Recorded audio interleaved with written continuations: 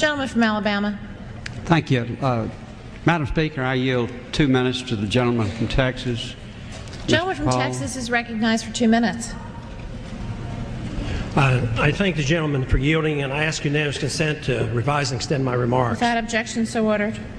Madam Speaker, I rise in strong opposition to this bill because it won't solve our problem.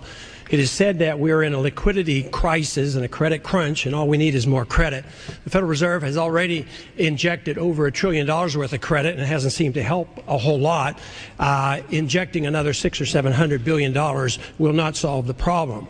I think one of the reasons why we're floundering around here is that we don't understand the problem, because instead of it being a credit crunch, I think it's a lot more serious than that. And that is, I think what's happening in the market today is signaling something much more draconian, because it's probably telling us that our government is insolvent, that we're on the verge of bankruptcy, and big things are starting to happen, and we don't quite understand it, so we fall back on the old cliches. What we need is more appropriations, more spending, more debt, and more credit in the market. That means more inflation by the Federal Reserve System. And yet, that is what caused the trouble. We want to do this, it is said, to prevent the recession or depression, because that is unbearable. But the truth is you should have thought of that about 10 or 15 years ago, because the financial bubble created by the excessive credit and the lowering of the interest rates is the cause of the recession.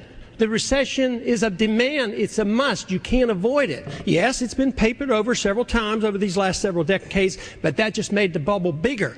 But the message now is you can't paper it over any longer, so the recession and or depression will come.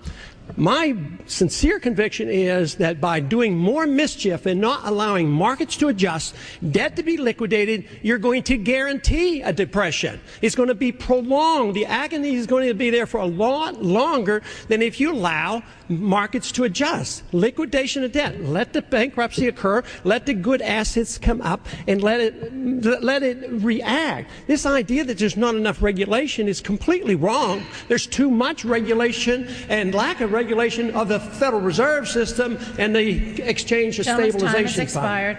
Gentleman from Massachusetts. I know. If this were a dictatorship, it'd be a heck of a lot easier. Just so long as I'm the dictator.